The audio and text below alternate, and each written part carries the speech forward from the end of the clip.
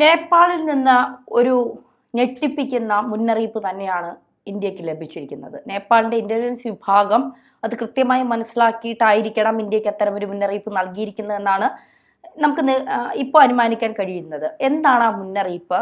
ഇന്ത്യയെ വീണ്ടും ആക്രമിക്കാൻ ചില ശക്തികൾ ചില ഇടങ്ങളിൽ നിഗൂഢമായ ചില പദ്ധതികൾ തയ്യാറാക്കുന്നു എന്ന് വേണമോ നമുക്ക് മനസ്സിലാക്കാൻ? നേപ്പാൾ ഇന്റലിജൻസിന്റെ മുന്നറിയിപ്പല്ല. നേപ്പാളിൻ്റെ മുൻ വ്യവസായ മന്ത്രി, നിലവിൽ അവിടെ നേപ്പാൾ പ്രസിഡന്റിൻ്റെ പ്രിൻസിപ്പൽ പൊളിറ്റിക്കൽ അഡ്വൈസർ, അതായത് രാഷ്ട്രീയകാര്യ ഉപദേശകൻ, അയാളുടെ പേര് സുനിൽ ബഹാദൂർ ഥാപ്പ എന്നാണ് അയാളുടെ പേര്. അവിടെ കാഠ്മണ്ഡുവിൽ ഒരു സെമിനാർ നടന്നു. അതായത് തെക്കൻ ഏഷ്യയിലെ സുരക്ഷാ ഭീഷണികൾ സംബന്ധിച്ചുള്ള വിഷയത്തിലാണ് സെമിനാർ നടന്നത്. ഇതിൻ്റെ സംഘാടകർ Nepal institute four international cooperation and engagement, ആ സംഘടന അല്ലെങ്കിൽ ആ ഒരു സ്ഥാപനത്തിൻ്റെ കീഴിലാണ് ഒരു സെമിനാർ നടന്നത്. അപ്പോൾ അതിൽ ഈ സർക്കാരിൻ്റെ പ്രതിനിധികൾ ഒരുപാട് പേര് പങ്കെടുത്തു, നേപ്പാളിൻ്റെ കുറേ ഉദ്യോഗസ്ഥരടക്കം പങ്കെടുത്തു. അപ്പോൾ ഈ സുനിൽ ബഹാദൂർ ഥാപ്പ അയാളുടെ പ്രസംഗത്തിനിടയിൽ പറഞ്ഞ ഒരു വാചകം, അത് പറഞ്ഞത് അവിടെ പ്രസിഡൻറ്റിൻ്റെ രാഷ്ട്രീയ ഉപദേശകനായതുകൊണ്ടും അയാൾ അവിടുത്തെ മുൻ കേന്ദ്രമന്ത്രി ആയിരുന്നത് കൊണ്ടുമാണ് അയാൾ പറഞ്ഞതിന് ഗൗരവം വരുന്നത്. അപ്പോൾ അയാൾ പറഞ്ഞത് പ്രകാരം പാകിസ്ഥാനിൽ ആസ്ഥാനമായി പ്രവർത്തിക്കുന്ന ചില ഭീകരവാദ സംഘടനകൾ, കൃത്യമായി പറഞ്ഞാൽ ലഷ്കർ ഇ തോയ്ബ, ജെയ്ഷെ മുഹമ്മദ് തുടങ്ങിയ ഭീകരവാദ സംഘടനകൾ ഇന്ത്യയെ ആക്രമിക്കാനായിട്ട് നേപ്പാളിനെ ഒരു ഇടനാഴിയായി ഉപയോഗിക്കാൻ സാധ്യതയുണ്ട്. അതായത് ഇന്ത്യയിലേക്ക് നേരിട്ട് വരാൻ അവർക്ക് സുരക്ഷാ പ്രശ്നങ്ങളുള്ളത് കൊണ്ട് കഴിയില്ല, അല്ലെങ്കിൽ നേരിട്ട് വന്നു കഴിഞ്ഞാൽ വഴിയിൽ വെച്ച് ഒന്നെങ്കിൽ അവർ കൊല്ലപ്പെടും അല്ലെങ്കിൽ പിടിയിലാകും, കുറച്ച് റിസ്ക്കാണ്. പക്ഷേ നേപ്പാൾ വഴി കാര്യങ്ങൾ വന്നു കഴിഞ്ഞാൽ കുറച്ചുകൂടി കാര്യങ്ങൾ എളുപ്പമാണ്. അതുകൊണ്ട് നേപ്പാളിനെ ഒരു ഇടനാഴിയാക്കി ഉപയോഗിക്കാൻ സാധ്യതയുണ്ട്. അല്ലെങ്കിൽ നേപ്പാളിൻ്റെ മണ്ണ് ഇന്ത്യക്കെതിരെയുള്ള ആക്രമണത്തിൻ്റെ ബേസാക്കി അവർ ഉപയോഗിക്കാനുള്ള സാധ്യതയുണ്ട് എന്നാണ് പറയുന്നത്. അതായത് നേപ്പാളിൽ എവിടെയെങ്കിലുമൊക്കെ ഒളിഞ്ഞിരുന്നുകൊണ്ട് ഇന്ത്യക്കെതിരെ ഭീകരവാദ പ്രവർത്തനങ്ങൾ ആസൂത്രണം ചെയ്യാനോ നടപ്പാക്കാനോ അവർക്ക് പദ്ധതിയുണ്ട് എന്നാണ് അയാൾ പറഞ്ഞതിൻ്റെ സാരം. പക്ഷേ നമ്മൾ ഈ രണ്ട് സ്ഥലങ്ങളുടെയും ഭൂമിശാസ്ത്രപരമായ പ്രത്യേകതകൾ നോക്കുമ്പോൾ നേരിട്ട് ഭീകരവാദികൾ നേപ്പാൾ വഴി ഇന്ത്യയിലേക്ക് എത്താനുള്ള സാധ്യത വളരെ കുറവാണ്. കാരണം പാകിസ്ഥാൻ എന്ന് പറയുന്നത് ഇന്ത്യയുടെ ഒരു വശത്തും നേപ്പാൾ എന്ന് പറയുന്നത് ഇന്ത്യയുടെ മറ്റൊരു വശത്തുമാണ് സ്ഥിതി ചെയ്യുന്നത്. അപ്പോൾ ഇന്ത്യയുടെ ഭൂപ്രദേശങ്ങൾ കടന്നിട്ട് വേണം ഇവർക്ക് നേപ്പാളിലേക്ക് എത്താൻ, അല്ലെങ്കിൽ ചുറ്റിക്കറങ്ങി വരണം, അല്ലെങ്കിൽ വിമാനമാർഗമോ മറ്റോ നിലവിലുള്ള സംവിധാനങ്ങൾ വഴി നേപ്പാളിലെത്തി. അതായത് ഒരു ഭീകരവാദിക്ക് ഒരു വിമാന സർവീസിൽ കയറുന്നതിൻ്റെ പ്രശ്നങ്ങൾ അറിയാമല്ലോ. അതായത് അയാളൊരു ഭീകരവാദിയാണെങ്കിൽ അയാൾ ഒരു വിമാനത്തിൽ കയറുമ്പോൾ സുരക്ഷാ പ്രശ്നങ്ങളുണ്ടാവും, അയാൾ എവിടെയെങ്കിലും വെച്ച് വഴിയിൽ പിടിയില്ല. അപ്പോൾ ഈ ഭീകരപ്രവർത്തനത്തിന് വരുന്നവരെല്ലാവരും ഈ നുഴഞ്ഞുകയറ്റത്തിന് ശ്രമിക്കുകയുള്ളൂ, അല്ലെങ്കിൽ വ്യാജ ഐഡൻറ്റിറ്റി ഉപയോഗിച്ച് ശ്രമിക്കുകയുള്ളൂ. അപ്പോൾ ഈ നുഴഞ്ഞു കയറാനാണെങ്കിൽ അവർക്ക് നേരെ ഇന്ത്യയിൽ കാശ്മീർ വഴി ഇങ്ങോട്ട് വരുന്നതായിരിക്കും അവരെ സംബന്ധിച്ച് എളുപ്പം. നേപ്പാൾ വഴി അത്രയും ചുറ്റിക്കറങ്ങി വരേണ്ട കാര്യമില്ല. പക്ഷേ ഈ പറഞ്ഞതുപോലെ നിലവിലുള്ള സാധ്യതകളൊക്കെ ഉണ്ടല്ലോ. അതായത് മറ്റൊരു രാജ്യങ്ങളിലൂടെ, അതായത് അയാളുടെ വിസയോ പാസ്പോർട്ടോ ഒക്കെ ഉപയോഗിച്ച് നേപ്പാളിലെത്തി അവിടുന്ന് ഇന്ത്യയിലേക്ക് എത്താനുള്ള സാധ്യത നമുക്ക് തള്ളിക്കളയാനാകില്ല. ഈ ഇന്റലിജൻസ് ഒരു റിപ്പോർട്ട് കൊടുക്കാതെ ഒരു പിന്നെ ഇത്തരത്തിലൊരു ഉപദേഷ്ടാവ് ഇത്തരത്തിലൊരു കാര്യം പറയുമോ? അല്ല, അതിനുള്ള സാധ്യത കുറവാണെന്നേ ഉള്ളൂ, തീരെ ഇല്ലാന്നില്ല. സാധ്യത കുറവാണ്. കാരണം ഇന്ത്യ നേപ്പാൾ എന്ന് പറയുന്നത് അത്ര മുമ്പ് ഇത്തരത്തിൽ ഒരു സുരക്ഷാ ഭീഷണി ഉള്ള അല്ലെങ്കിൽ ഒരു തീവ്രവാദ ഭീഷണി ഉള്ള ഒരു മേഖലയായിട്ടല്ല കരുതുന്നത്. അതുകൊണ്ട് തന്നെ രണ്ട് രാജ്യങ്ങൾക്കിടയിലുള്ള അതിർത്തിയിൽ കാര്യമായ സുരക്ഷാ സംവിധാനങ്ങളുമില്ല. ഏതാണ്ട് തുറന്നു കിടക്കുന്ന പോലെയുള്ള അതിർത്തിയാണ് ഇന്ത്യയും നേപ്പാളും തമ്മിലുള്ളത്. പക്ഷേ ഈ സമീപകാല സംഭവങ്ങളുടെ പശ്ചാത്തലത്തിൽ നമ്മൾ അവിടെ കുറച്ച് സുരക്ഷ ഏർപ്പെടുത്തിയിട്ടുണ്ടെന്നുള്ളത് വാസ്തവമാണ്. അതായത് ഈ പഹൽഗാം ഭീകരാക്രമണത്തിന് ശേഷം നമുക്കറിയാവുന്ന പോലെ പഹൽഗാമിൽ കൊല്ലപ്പെട്ട 26 പേരിൽ ഒരാൾ നേപ്പാളിയാണ്.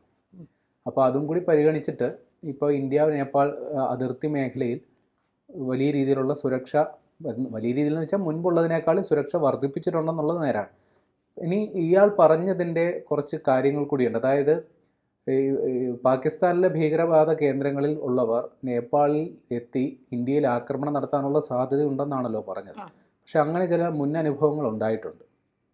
അതായത് അബ്ദുൽ കരീം തുമ്പ എന്ന് പറയുന്നയാൾ, അത് ഇന്ത്യ അന്വേഷിച്ചുകൊണ്ടിരുന്ന ഒരു കൊടും ഭീകരനാണ്. ഇന്ത്യയിൽ ഏതാണ്ട് 40ഓളം ബോംബ് സ്ഫോടന സംഗതികളൊക്കെ ആസൂത്രണം ചെയ്ത ഒരാളാണ്.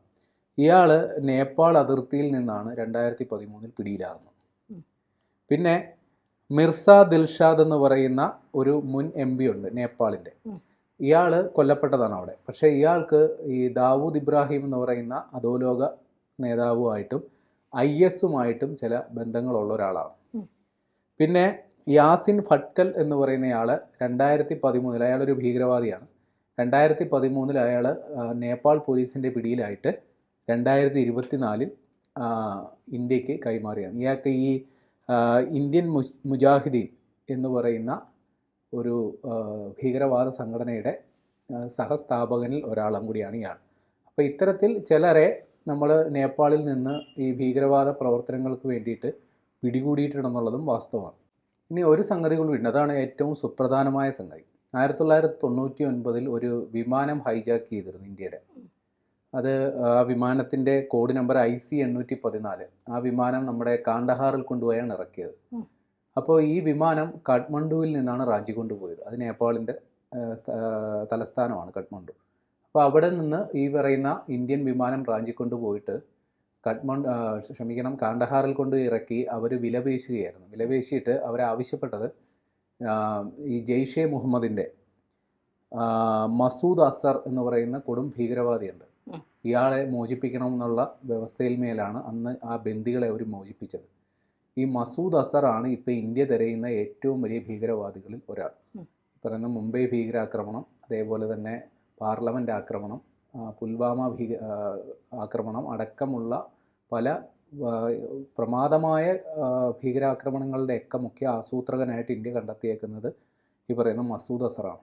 അപ്പോൾ അയാളെ മോചിപ്പിക്കാനായിട്ട് നടന്ന ഈ പറയുന്ന വിമാനം തട്ടിക്കൊണ്ടുപോകൽ സംഗതികളടക്കം നടന്നത്, അല്ലെങ്കിൽ അത് ആരംഭിച്ചത് നേപ്പാളിൽ നിന്നാണ്. അപ്പം നേപ്പാൾ നമ്മളെ സംബന്ധിച്ച് താരതമ്യേന അത്ര ഭീഷണിയില്ലാത്ത, അല്ലെങ്കിൽ ഭീകരവാദ ഭീഷണികളില്ലാത്ത ഒരു സ്ഥലം എന്ന് മാത്രമേ ഉള്ളൂ. പക്ഷേ നമുക്ക് ആ ഒരു സാധ്യത തള്ളിക്കളയാനാവില്ല. ഏതായാലും ഇങ്ങനൊരു മുന്നറിയിപ്പ് വന്ന സ്ഥിതിക്ക് അത് നമ്മുടെ ഇന്ത്യൻ അധികൃതർ അതുമായിട്ട് ബന്ധപ്പെട്ടിട്ടുള്ള കാര്യങ്ങൾ നിരീക്ഷിക്കുന്നുണ്ടാകും. പക്ഷേ ഞാൻ നേരത്തെ പറഞ്ഞതുപോലെ ഒരു ഭീകരവാദികൾ ഒരു നുഴഞ്ഞു കയറാനുള്ള സാധ്യത, നേപ്പാളിൽ നിന്ന് ഇന്ത്യയിലേക്ക് നുഴഞ്ഞു കയറാനുള്ള സാധ്യത വളരെ കുറവാണ്. പക്ഷേ മറ്റ് സാധ്യതകളൊക്കെ, അതായത് ഔദ്യോഗിക സാധ്യതകളൊക്കെ ഉപയോഗിച്ചുകൊണ്ട് അവിടെ ഭീകരവാദികൾ അവരവരുടെ നേപ്പാളിൽ വന്നെത്തിയതിന് ശേഷം ഇന്ത്യയിലേക്ക് പ്രവർത്തനം വ്യാപിപ്പിക്കാനുള്ള സാധ്യത നമുക്ക് ഈ ഘട്ടത്തിൽ തള്ളിക്കളയാനുമാകും.